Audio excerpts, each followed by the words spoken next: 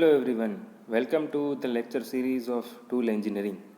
Here we are discussing the topic resharpening methods, which is in the unit number 2, cutting tools and tool holders.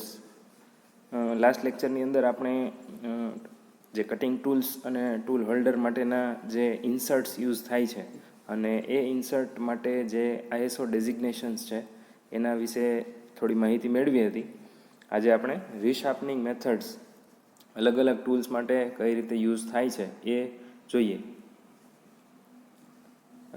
રીશાર્પનિંગ કોને કહેવાય? About રીશાર્પનિંગ વિશે થોડું જોઈએ. By properly resharpening carbide tip tools, the end user can greatly enhance the value of the tooling investment.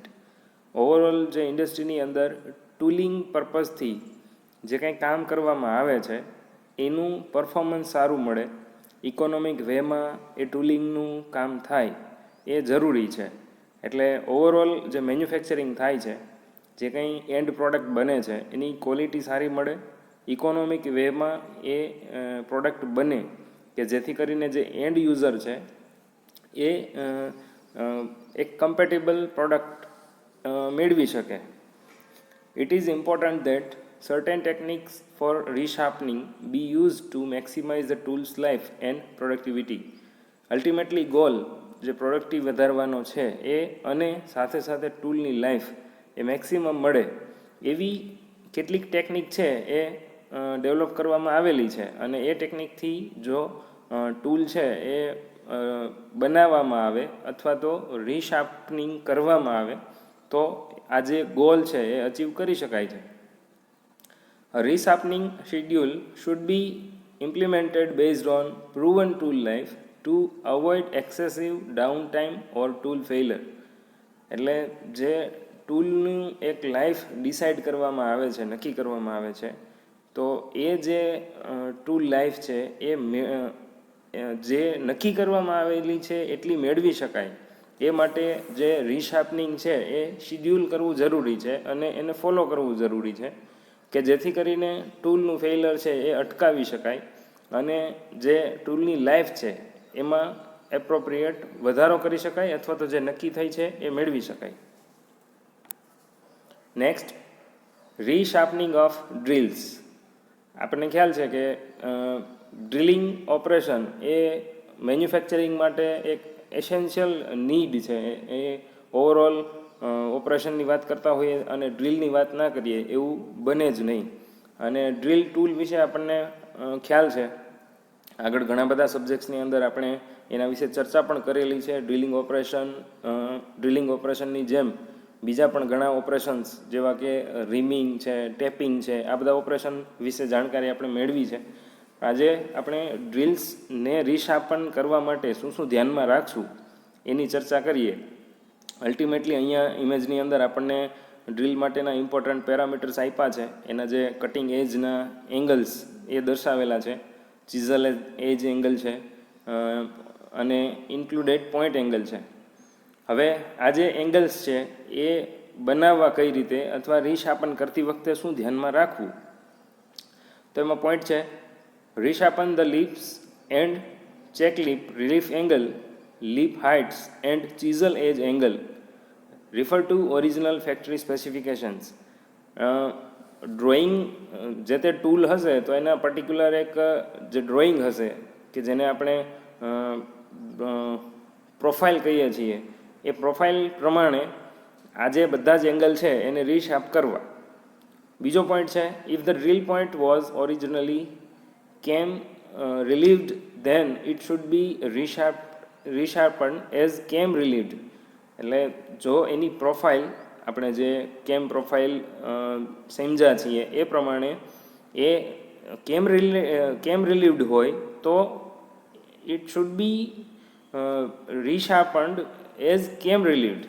એટલે એને આપણે originally જે છે એવી જ રીતે રીશાર્પન કરવું જોઈએ, નહીં કે એની ટેકનિક ચેન્જ કરીને. If there are primary and secondary reliefs on the drill then this should be repeated using standards from the factory for each drill diameter. એટલે અહીંયા પ્રાઇમરી અને સેકન્ડરી જે રિલીફ આપેલું છે તો એ જે રિલીફ એંગલ છે એની વાત છે. તો એ જ્યારે રીશાર્પનિંગ કરતા હોઈએ તો એ સ્ટાન્ડર્ડ્સ પ્રમાણે જ પાછું થવું જોઈએ. સપોઝ એમાં કંઈ રિપેરિંગ અથવા તો કંઈ ડિફેક્ટ આવી ગઈ છે તો એ ડિફેક્ટને રિપેરિંગ કરી અને ફરીથી એ જ એંગલ સ્ટાન્ડર્ડ્સ પ્રમાણે મેન્ટેન થાય તો જ આપણને એ જે ડ્રીલ છે એની લાઈફ છે સારી મળી શકે. નેક્સ્ટ છે રીમર્સ. જેમ ડ્રિલિંગ ઓપરેશન છે એવી રીતે એ ડ્રીલનો ડાયામીટર છે એ એનલાર્જ કરવા માટે અથવા તો બોરિંગ કરવા માટે આપણે રીમિંગ ટૂલનો યુઝ કરીએ છીએ. એના જે કટિંગની એજીસ છે જેમ જે એન્ડમાં આપણે જોઈ શકીએ છીએ, ટૂલના એન્ડમાં જે ચેમ્ફર બતાવેલું છે, તો એ જે એજીસ છે એને રીશાર્પન કરવાની જરૂર હોય છે જનરલી, અને એ જ આપણને અહીંયા આપેલું છે. Resharpen the chamfers using the factory primary and secondary relief angles specifications. એટલે જે કંઈ એના ડિઝાઇન છે, ડ્રોઈંગ છે એ પ્રમાણે એના સ્પેસિફિકેશન પ્રમાણે રીશાર્પન કરવું જોઈએ. If necessary, grind the secondary relief on the steel body for proper clearance. Do not grind the fluid faces. એટલે જે ફેસીસ છે એને રીશાર્પન કરવાની જરૂર નથી હોતી. જે એન્ડમાં જે સેકન્ડરી રિલીફ્સ છે, રિલીફ એંગલ્સ, એને રીશાર્પન કરવાની જરૂર હોય છે. ત્યાર પછી એન્ડ મિલ્સ. મિલિંગ ઓપરેશન પણ એટલું જ ઇમ્પોર્ટન્ટ છે. મિલિંગ ઓપરેશનની અંદર આપણે અલગ અલગ ઓપરેશન કરી શકીએ. સાઇડ મિલિંગ કટર હોય છે, એન્ડ મિલિંગ કટર હોય છે, ફેસ મિલિંગ કટર હોય છે. તો આજે અલગ અલગ પ્રકારના મિલ છે. એમાં એન્ડ મિલ જે છે એનું આપણે સ્ટ્રક્ચર જોઈએ. જે સ્ટીલ બોડી હોય છે અથવા તો જે મટીરિયલમાંથી મિલિંગ કટર બનેલું હોય છે એમાં રીશાર્પન કટિંગ જે એજીસ હોય છે, અહીંયા એન્ડ મિલ છે તો એ ટૂલના છેડે એની કટિંગ એજીસ હશે. For center and end cutting tools, resharpen the end cutting edges and reestablish the primary lands per original factory specifications. એટલે જનરલી અહીંયા એન્ડ મિલની સાથે સાથે સેન્ટર મિલની પણ વાત કરી. આવા જે કેસ હોય એની અંદર જે એની એજીસ હોય, આગળ આપણે વાત કરી એ પ્રમાણે, એ એજીસને અને એના જે પ્રાઇમરી એંગલ્સ છે એ બધાને ડ્રોઈંગ પ્રમાણે રીશાર્પન કરી શકાય. ફોર સ્લોટિંગ, અહીંયા રીશાર્પન કરવા માટે જનરલી જે મેથડ યુઝ થાય છે એ આપણે આગળની સ્લાઇડ્સમાં જોવાના છીએ. For slotting and peripheral cutting tools, relieve diameter to remove wear lands and reestablish factory primary and secondary lands. હવે અહીંયા જે પ્રાઇમરી અને સેકન્ડરી લેન્ડ્સ છે એ જનરલી ડિઝાઇનના જે સ્પેસિફિકેશન હોય એ પ્રમાણે પ્રાઇમરી અને સેકન્ડરી એંગલની વાત થાય છે. લાસ્ટ છે for radial edged tools, hone a 0.003 inch to 0.005 inch land on cutting edges. Clearing the steel body may be necessary after several regrinds to prevent dragging. જે એજીસ છે, cutting edges, એને radially આપણે જ્યારે રીશાર્પન કરતા હોય એના માટે એક વર્ડ યુઝ કર્યો છે હોન. હોન મતલબ હનિંગ પ્રોસેસ જે થતી આપણે ગિયરની અંદર, એના જેવું કહી શકાય. ત્યારે કેટલું કટિંગ એજ છે એમાં કેટલું વેરિએશન રાખી અને આપણે રીશાર્પન કરવાનું છે, તો એ ઇંચની અંદર આપણને ડાયમેન્શન આપ્યું છે. પણ એ જે ટૂલ હોય છે એ ટૂલના ડાયામીટર અને ટૂલના જે સ્પેસિફિકેશન પ્રમાણે આ જે ક્લિયરિંગ લેન્ડ એરિયા છે એ બદલી શકે છે. ત્યાર પછી કાઉન્ટર બોર્સ એન્ડ કાઉન્ટર સિંક્સ. અહીંયા કાઉન્ટર બોર્સ માટે કાઉન્ટર બોરિંગનું ટૂલ આપેલું છે. એની જે કટિંગ એજીસ છે એ આપણને દર્શાવી છે, તો એનું રીશાર્પન છે એ આપણે કરી શકીએ. એવી રીતે કાઉન્ટર સિંક્સ. આ બંને ઓપરેશનના જે મેજર ડિફરન્સ છે આપણને ખ્યાલ હોવો જોઈએ. કોઈ એક ડ્રીલ હોલ હોય એને એનલાર્જ કરવો હોય તો એ કાઉન્ટર બોર થશે, અને જનરલી એ ક્યારે યુઝ થાય તો કે અલગ અલગ 2 ડાયામીટરના હોલ એક જ જગ્યાએ કરવાના હોય કે જેની એક્સિસ કોમન હોય હોલની, તો કાઉન્ટર બોરિંગ છે યુઝ થાય. જનરલી કોઈ પાર્ટની અંદર જ્યારે નટ અને બોલ્ટ ફિટ કરવાના હોય અને બોલ્ટનું હેડ એ સરફેસથી નીચે રાખવાનું હોય, એટલે કે બોડીની અંદર રાખવાનું હોય, ત્યારે કાઉન્ટર બોર છે યુઝ થાય છે. એવી જ રીતે જ્યારે કોઈ ટેપર સ્ક્રૂ હોય કે જેનો હેડ છે એ ટેપર હોય, તો એને બોડીની અંદર રાખવા માટે જે હોલ કરવામાં આવે ટેપર હોલ, એ કાઉન્ટર સિંક્સની અંદર આવશે.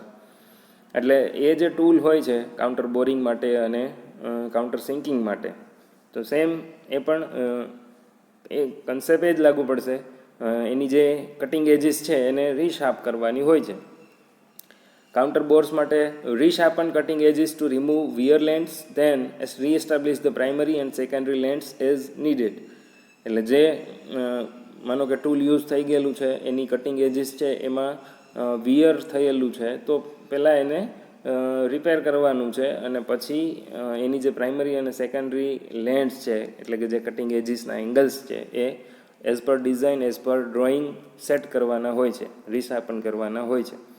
સેમ કાઉન્ટર સિંક્સમાં face grind to remove wear lengths or cam relieve to factory specifications.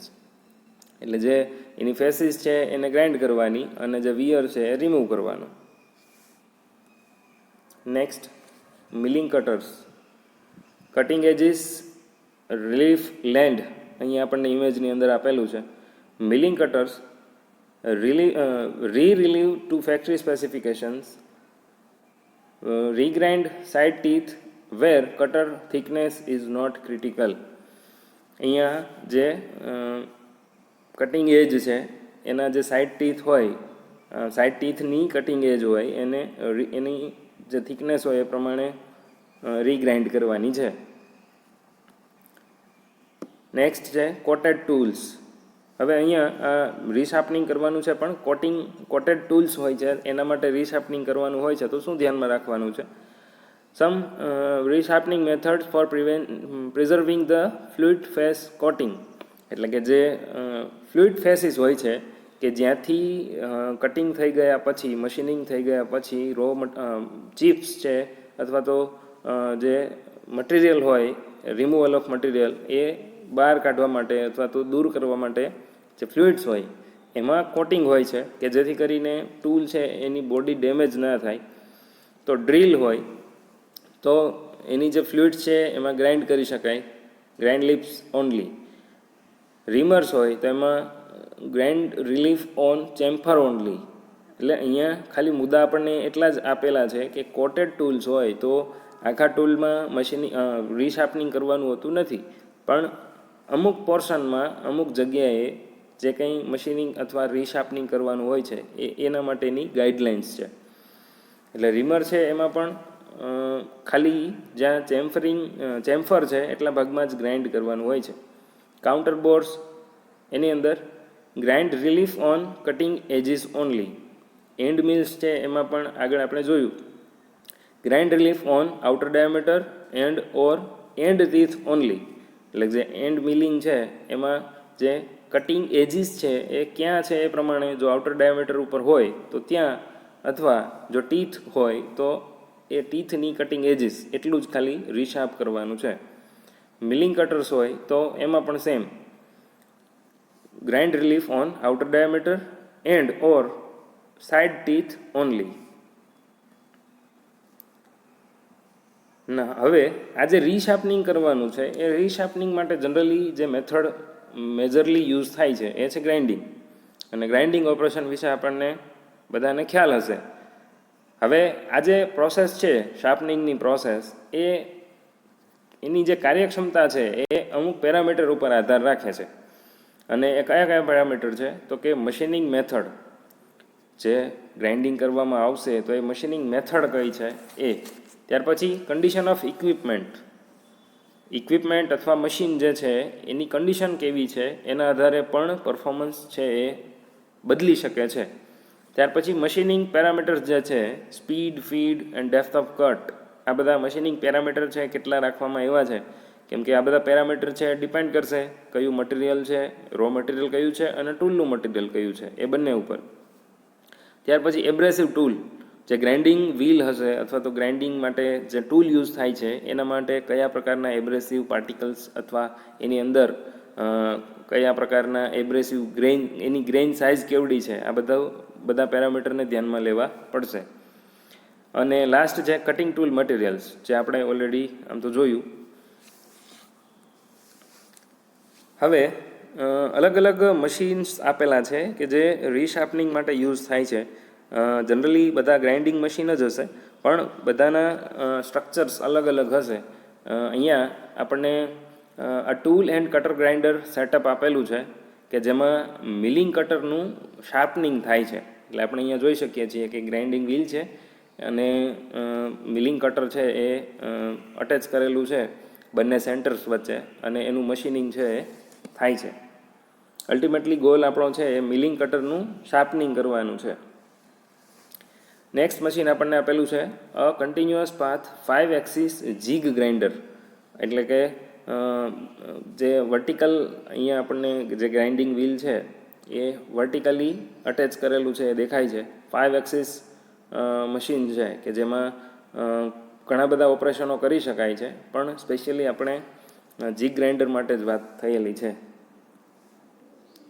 Next છે a tool and cutter grinder setup sharpening of a tap. એટલે આપણે જોઈ શકીએ છીએ કે જે ટેઇલ સ્ટોક છે એની અંદર ટેપ છે એ ફિક્સ કરેલી છે અને સામે ગ્રાઇન્ડિંગ વ્હીલ છે કે જે ટેપ ઉપર શાર્પનિંગ કરે છે ટેપિંગ ટૂલ ઉપર. નેક્સ્ટ છે અ સેન્ટરલેસ ગ્રાઇન્ડિંગ મશીન. આખું ગ્રાઇન્ડિંગ મશીન છે સેન્ટરલેસ, એની ઇમેજ આપેલી છે. ઓકે, હવે ડિટેલની અંદર જોઈએ કે આ જે બધી રીશાર્પનિંગ આપણે મેથડ્સ છે એ કરીએ તો છીએ ગ્રાઇન્ડિંગ મશીનથી, પણ એ ગ્રાઇન્ડિંગ ઓપરેશન્સ જે એ અલગ અલગ પ્રકારના કેટલા પ્રકારના હોય છે, એની મોશન મૂવમેન્ટ કઈ ડાયરેક્શનમાં કેવી રીતે થાય છે એ એક પછી એક જોઈએ. Surface grinding generally uses either a vertical axis grinding machine or a horizontal axis grinding machine with a square table or a circular table and a straight type wheel or a cup type wheel. બધી જ detail આપી દીધી. જે surface grinding છે એ generally કાં તો vertical મશીનમાં થાય અથવા હોરિઝોન્ટલ મશીનમાં થાય. અને હોરિઝોન્ટલ અને વર્ટિકલ છે એ ગ્રાઇન્ડિંગ વ્હીલની એક્સિસ ઉપર ડિપેન્ડ કરે છે. જો ગ્રાઇન્ડિંગ વ્હીલની એક્સિસ વર્ટિકલ હોય તો એને વર્ટિકલ એક્સિસ ગ્રાઇન્ડિંગ મશીન કહેવાય. જો ગ્રાઇન્ડિંગ વ્હીલની એક્સિસ હોરિઝોન્ટલ હોય તો એને હોરિઝોન્ટલ એક્સિસ ગ્રાઇન્ડિંગ મશીન કહેવાય. ટેબલ છે એ બંને પ્રકારનું હોઈ શકે. ઇમેજની અંદર આપેલું છે આપણને, કાં તો સ્ક્વેર ટેબલ હશે કે જે એક્ઝેક્ટ સ્ક્વેર નહીં હોય પણ રેક્ટેંગલ ટાઈપ હશે, અને સર્ક્યુલર ટેબલ પણ હોઈ શકે છે કે જેમાં એક કરતાં વધારે પ્રોડક્ટ છે આપણે રાખી શકીએ. પ્રોડક્ટની સાઇઝ જો નાની હોય તો એકસાથે ઘણી બધી પ્રોડક્ટનું એકસાથે ગ્રાઇન્ડિંગ કરી શકાય. તો એવા કેસમાં હોરિઝોન્ટલ અને વર્ટિકલ બંને ગ્રાઇન્ડરનો યુઝ કરી શકાય. ગ્રાઇન્ડિંગ વ્હીલ છે એ મેઇનલી બે પ્રકારના, એક વ્હીલ ટાઈપ હોઈ શકે અને બીજું છે કપ ટાઈપ હોઈ શકે. એટલે અલગ અલગ પ્રકારના વ્હીલ છે એ પણ આગળ આપણે જોશું. The workpiece is fixed on a table and the wheel is rotated at high speed to perform grinding. એટલે જે ગ્રાઇન્ડિંગ વ્હીલ છે એ હાઈ સ્પીડ ઉપર રોટેટ થતું હશે, વર્કપીસ છે ટેબલ ઉપર ફિક્સ હશે. The double ended type is equipped with wheels above and below to perform grinding the workpiece in between. એટલે ઘણી વખત વર્કપીસ હોય એની બંને બાજુ, ઉપર નીચે બંને બાજુ ગ્રાઇન્ડિંગ વ્હીલ રાખી અને મશીનિંગ કરવામાં આવે છે, જેથી કરીને મશીનિંગ ટાઈમ ઓછો લાગે અને પ્રોડક્ટિવિટી ઓવરઓલ વધારી શકાય. Surface grinding is the most common grinding method and is used in a wide range of fields. એટલે સરફેસ ગ્રાઇન્ડિંગ ઓપરેશન અથવા તો એ મશીન છે એ વાઇડલી યુઝ થાય છે. મેજરલી રીશાર્પનિંગ કરવાની જ્યારે વાત આવે તો એનો ખૂબ મોટા પ્રમાણમાં ઉપયોગ થાય છે. બીજું છે સિલિન્ડ્રિકલ ગ્રાઇન્ડિંગ. જેમ સરફેસ ગ્રાઇન્ડિંગ હતું એવી રીતે સિલિન્ડ્રિકલ ગ્રાઇન્ડિંગ છે, પણ અહીંયા જે વર્ક ટેબલ છે એ નીકળી જશે અને એને બદલે સેન્ટર્સ આવશે. બે સેન્ટર્સની વચ્ચે વર્કપીસ છે એને ફિક્સ કરવામાં આવે છે. Cylindrical grinding uses either a cylindrical grinding machine or a universal grinding machine. બેમાંથી કોઈ પણ પ્રકારનું ગ્રાઇન્ડિંગ મશીન યુઝ કરી શકાય, સિલિન્ડ્રિકલ ગ્રાઇન્ડિંગ મશીન અથવા તો universal grinding machine. Both the cylindrical workpiece and wheel are rotated and the outer periphery of the workpiece is machined. Surface ગ્રાઇન્ડિંગની અંદર ટેબલ ફિક્સ હતું, એના ઉપર જે તે પ્રોડક્ટ હતી અથવા તો જે તે ટૂલ હતું એ ફિક્સ હતું. જ્યારે અહીંયા સિલિન્ડ્રિકલ ગ્રાઇન્ડિંગની અંદર વર્કપીસ પણ ફરશે અને ગ્રાઇન્ડિંગ વ્હીલ પણ ફરશે, બંને એક સાથે રોટેટ થતા હશે અને મશીનિંગ થતું હશે. અને જે વર્કપીસ છે એની આઉટર પેરિફરી ઉપર મશીનિંગ છે એ થાય છે. The various grinding methods include straight cylindrical. જો અહીંયા પહેલી જે ઇમેજ છે એની અંદર આપેલું છે સ્ટ્રેટ સિલિન્ડ્રિકલ પાર્ટ, અને એની અંદર જે ગ્રાઇન્ડિંગ વ્હીલ છે એ બંને રોટેટ થાય છે અને મશીનિંગ થાય છે. બીજું છે ટેપર. તો વર્કપીસ છે ટેપર છે અને ગ્રાઇન્ડિંગ વ્હીલ છે એ જેવું નોર્મલી હોય એવું જ છે. ત્રીજું છે એન્ડ ફેસ, ટોટલ અથવા તો total shape. Total shape grinding એટલે જેમ વર્કપીસની અંદર ગ્રુવ હોય, અંદર ખાંચો હોય, એવી રીતે વર્કપીસ છે એ એનો ડાયામીટર છે વેરી થતો હોય. એટલે કે અમુક પોર્શનમાં એ જે ડાયામીટર છે એ શાફ્ટના જે નોર્મલ ડાયામીટર હોય કોઈ પાર્ટનો એના કરતાં વધતો હોય, ઘટતો હોય, તો એ એવા પ્રકારનું કોઈ પણ શેપ હોય એ ટોટલ શેપ ગ્રાઇન્ડિંગની અંદર આવે. એટલે આપણે કોઈ પણ શેપ બનાવવો હોય તો એ પ્રકારે ગ્રાઇન્ડિંગ વ્હીલ હોવું જોઈએ. જે પ્રકારે ગ્રાઇન્ડિંગ વ્હીલ હશે એ પ્રમાણે શેપ આપણને મળશે. એટલે એક જાતની શેપિંગ પ્રોસેસ છે એ કહી શકાય. ત્યાર પછી એંગ્યુલર. કોઈ પણ એંગલ ઉપર આપણે જ્યારે ગ્રાઇન્ડ કરવાનું હોય તો એ એંગ્યુલર ગ્રાઇન્ડિંગ મેથડ ગણાશે. It is a general grinding method in wide use. એટલે આ પણ મેથડ છે એ ખૂબ ઉપયોગી થાય છે. નેક્સ્ટ છે internal grinding. Internal grinding uses an internal grinding machine or cylindrical grinding machine or internal grinding equipment attach to a universal grinding machine. એટલે આ જે ટૂલ છે એ આમ તો મલ્ટિપલ જગ્યાએ યુઝ કરી શકાય એ રીતનું ડિઝાઇન થયેલું હશે. એ ઇન્ટરનલ ગ્રાઇન્ડિંગ મશીન સ્પેશિયલ પણ હોય છે, સિલિન્ડ્રિકલ ગ્રાઇન્ડિંગ મશીનમાં પણ યુઝ કરી શકાય અને યુનિવર્સલ ગ્રાઇન્ડિંગ મશીનમાં પણ યુઝ કરી શકાય. એના માટેના અલગથી અટેચમેન્ટ જોઈએ. The workpiece is fixed and the inner surface of the workpiece is machined with the rotating axle wheel. અહીંયા વર્કપીસ છે એ ફિક્સ હોય છે અને જે ગ્રાઇન્ડિંગ વ્હીલ છે એ ફરે છે.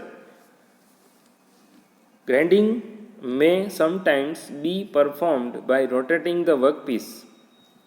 એટલે દર વખતે વર્કપીસ ફિક્સ હોય છે એવું જરૂરી પણ નથી, વર્કપીસને પણ રોટેટ કરાવી શકાય છે. આપણી પાસે જે મશીન હોય એમાં જો એ રીતનું સેટઅપ હોય તો એ પણ થઈ શકે છે. Similar to the cylindrical grinding, the grinding method includes taper and and face grinding. અહીંયા એક વસ્તુ આ નવી છે કે જે ગ્રાઇન્ડિંગ વ્હીલ છે એમાં પણ અહીંયા બે ભાગ પડે છે. એક નોર્મલ એની જે પેરિફરી છે એના દ્વારા આપણે ગ્રાઇન્ડિંગ કરાવીએ અને બીજું એની એન્ડ ફેસ છે, એટલે કે જે ટૂલનો એન્ડ હશે, ગ્રાઇન્ડિંગ વ્હીલનો એન્ડ, ત્યાંથી આપણે એન્ડ ફેસિંગ કરાવી શકશું. મતલબ ગ્રાઇન્ડિંગ જ કરવાનું છે પણ એન્ડ વ્હીલથી કરશું. એટલે અહીંયા જો 4 ઇમેજની અંદર આપણને અલગ અલગ ઓપરેશન્સ બતાવ્યા છે. પહેલું નોર્મલ ગ્રાઇન્ડિંગ છે કે જે સરફેસ ઉપર, ઇન્ટરનલ સરફેસ ઉપર થાય છે. બીજું છે ટેપર, કે કોઈ ટેપર સરફેસ હોય તો એના ઉપર ગ્રાઇન્ડિંગ કરવું હોય તો એ. થર્ડ છે ટોટલ શેપ, એટલે કે કોઈ સરફેસની અંદર ગ્રુવ છે અથવા તો ગ્રુવ જેવો કોઈ બીજો શેપ છે તો એવા કેસમાં ટેપર શેપ ગ્રાઇન્ડિંગ. અને લાસ્ટ છે એન્ડ ફેસ, એટલે કે ઇન્ટરનલ કોઈ પાર્ટ હોય અને એની જે ફેસ હોય સરફેસ સિલિન્ડ્રિકલ સિવાય, તો એવા કેસમાં એન્ડ ફેસ છે એનો યુઝ થાય છે. ત્યાર પછી સેન્ટરલેસ ગ્રાઇન્ડિંગ. હવે સેન્ટરલેસ ગ્રાઇન્ડિંગ ઇમેજની અંદર આપણે જોઈ શકીએ છીએ કે એક એડજસ્ટેબલ વ્હીલ હોય અને એક મેઇન ગ્રાઇન્ડિંગ વ્હીલ હોય અને વચ્ચેના ભાગમાં વર્કપીસને રાખવામાં આવે. એ વર્કપીસને સપોર્ટ માટે કોઈ મિકેનિઝમ ગોઠવવું પડે. એટલે આ જે મશીનિંગ છે એ કેવી રીતે થશે તો કે બંને વ્હીલ છે એ રોટેટ થશે, વચ્ચે વર્કપીસ રોટેટ થશે અને જે મશીનિંગ છે એ થશે. જોઈએ centreless grinding process, the outer periphery of a cylindrical workpiece using a centerless grinding machine. A workpiece is supported between a fixed blade and a rotating adjusting wheel and a grinding wheel. એટલે આ discussion આપણે already કરી લીધું છે. The rotation and feed of the workpiece are then adjusted by rotation of adjusting wheel to grinding the outer circumference of the workpiece. એટલે જે feed આપવાની છે ગ્રાઇન્ડિંગ વ્હીલને અને જે સ્પીડ છે એની રોટેશનની સ્પીડ એ આપણે કયા પ્રકારનું વર્કપીસ ઉપર મશીનિંગ કરવાનું છે અથવા તો જે ગ્રાઇન્ડિંગ કરવાનું છે એ કેટલું કરવાનું છે એના ઉપર ડિપેન્ડ કરશે. Centerless grinding requires neither a center hole in a workpiece nor the workpiece installation on and removal from the grinding machine. એટલે જનરલી આ પ્રકારનું જે મશીનિંગ છે એ ઇઝી એટલા માટે છે કે વર્કપીસને કોઈ જગ્યાએ ફિક્સ કરવાનો નથી, સેન્ટરની વચ્ચે અથવા તો કોઈ ચોકની અંદર કે કોઈ બીજું એટેચમેન્ટની જરૂર નથી, સિમ્પલ ગ્રાઇન્ડિંગ થઈ શકે છે. The advantage make it suitable four mass production. એટલે અહીંયા જે વર્કપીસને લોડિંગ અને અનલોડિંગનો જે ટાઈમ છે એ બચાવી શકાય, એટલે એ સૌથી વધારે એડવાન્ટેજ છે કે માસ પ્રોડક્શન જ્યારે કરવું હોય તો આ પ્રકારનું સેન્ટરલેસ ગ્રાઇન્ડિંગ મશીન છે યુઝ કરી શકાય.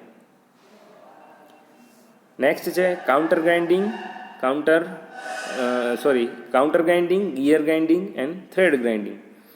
Counter grinding is a process that machines a workpiece into an arbitrary shape using a profile grinding machine. એટલે આગળ આપણે જેમ જોયું ને કે જેવું ગ્રુવ બનાવવું હોય એ તો એના માટે આપણે ટોટલ શેપ ગ્રાઇન્ડિંગ યુઝ કરતા હતા, તો સિમિલર વેમાં કોઈ કાઉન્ટર બનાવવું હોય, કાઉન્ટર એટલે કોઈ અલગ પ્રકારનો શેપ, અનઇવન શેપ હોઈ શકે, એટલે વચ્ચેના ભાગમાં, ઉપરના ભાગમાં અથવા ઇન્ટરનલ શેપ કોઈ પણ રીતે આપણે એ પ્રકારનું ગ્રાઇન્ડિંગ કરવું હોય તો એને કાઉન્ટર ગ્રાઇન્ડિંગ કહેવાય. ત્યાર પછી ગિયર ગ્રાઇન્ડિંગ પણ ખૂબ મોટું ફિલ્ડ છે અને ગિયર ગ્રાઇન્ડિંગ જે પ્રોસેસ છે એ અલ્ટિમેટલી જે ગિયરના ટીથ છે એ બનાવવાની પ્રોસેસ છે અથવા તો એ જે ટીથ છે એને કટ કરવાની પ્રોસેસ છે. તો gear grinding is a process of shaping teeth such as gear using a gear grinding machine. General whetstones are mainly used, which are molded with the dresser, rotary dresser કહી શકાય ને, using diamond abrasive grains. એટલે generally gear છે એ બનાવવા માટે ઘણી બધી process છે, આપણને કદાચ ખ્યાલ પણ હશે, ગિયર હોબિંગ, ગિયર શેપિંગ, ઘણી બધી મેથડ છે, એમાંની એક મેથડ એટલે ગિયર ગ્રાઇન્ડિંગ. તો આ ગિયર ગ્રાઇન્ડિંગ છે એ ગિયર ગ્રાઇન્ડિંગ મશીન સ્પેશિયલ જે આવે છે એના ઉપર કરવામાં આવે છે અને એના માટે જે ટૂલ યુઝ થાય છે એ જનરલી વેટસ્ટોન યુઝ થાય છે, એબ્રેસિવ જે એના પાર્ટિકલ્સ હોય છે અને એની અંદર જે ટૂલ યુઝ થાય છે એને ડ્રેસર પણ કહી શકાય. અને આમ મટીરિયલ કોસ્ટલી, પણ ગિયર ગ્રાઇન્ડિંગ છે એ પણ એક બહુ પ્રિસાઇઝલી કરવામાં આવતું એક ઓપરેશન છે કે જેમાં એક્યુરેસીને, ટોલરન્સને, સ્પેસિફિકેશનને ખૂબ જ મહત્ત્વ આપવામાં આવે છે. એટલે ત્યાં ડાયમંડ એબ્રેસિવ ટૂલ્સ છે અથવા તો જે ટૂલ હોય છે એની અંદર ડાયમંડના એબ્રેસિવ ગ્રેન્સ છે યુઝ કરવામાં આવે છે. નેક્સ્ટ છે થ્રેડ ગ્રાઇન્ડિંગ.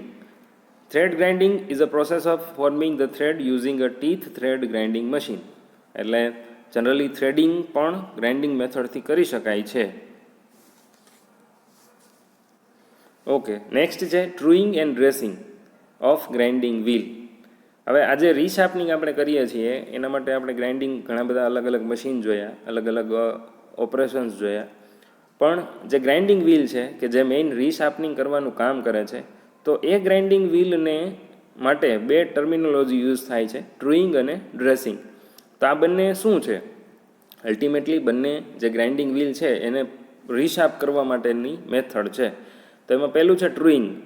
ઇમેજની અંદર આપણે જોઈ શકીએ છીએ કે જે ગ્રાઇન્ડિંગ વ્હીલ હોય એની અંદર મેઇનલી બે રો મટીરિયલ્સ હોય છે, એક બોન્ડિંગ મટીરિયલ, એક એબ્રેસિવ material.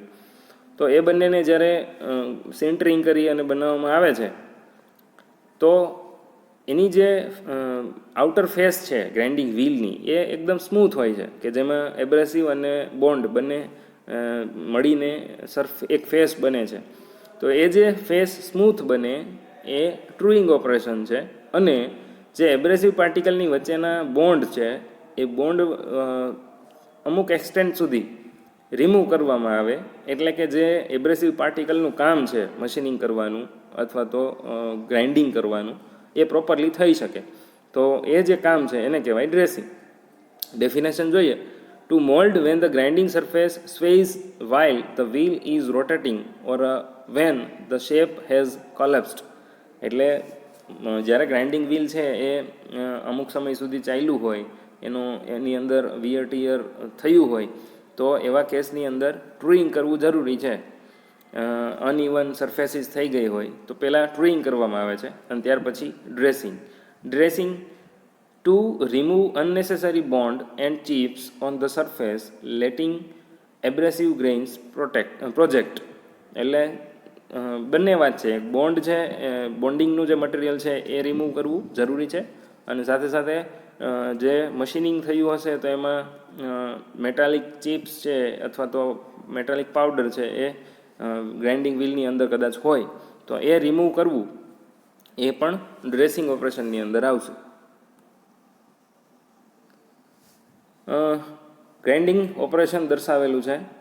શાર્પનિંગ of a carbide milling cutter with a diamond cup grinding wheel.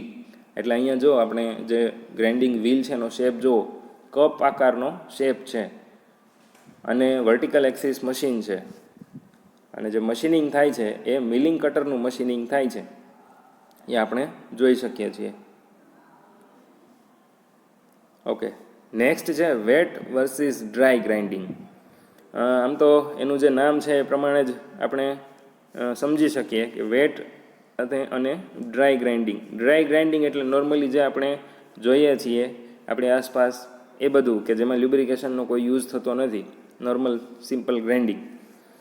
In general, dry grinding uses particle on particle contact to reduce size. અહીંયા જે રીશાર્પનિંગ કરવાની વાત છે, અલ્ટિમેટલી મશીનિંગ કરવાની વાત છે, તો એમાં આપણે મટીરિયલને રિમૂવ કરીએ છીએ, એટલે જે પાર્ટ પ્રોડક્ટની સાઇઝ હશે એ અલ્ટિમેટલી રિડ્યુસ થશે.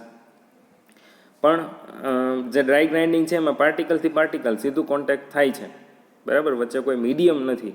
જ્યારે while wet grinding involves dispersing the material in a liquid and using solid grinding media to reduce size. એટલે વેટ ગ્રાઇન્ડિંગ છે ને એમાં કોઈ વચ્ચે મીડિયમ હશે, કાં તો લિક્વિડ ફોર્મમાં હશે કાં તો સોલિડ ફોર્મમાં હશે, પણ ગ્રાઇન્ડિંગ વ્હીલ સીધું પ્રોડક્ટની કોન્ટેક્ટમાં, પાર્ટના કોન્ટેક્ટમાં નહીં હોય. Dry grinding is a relatively simple process.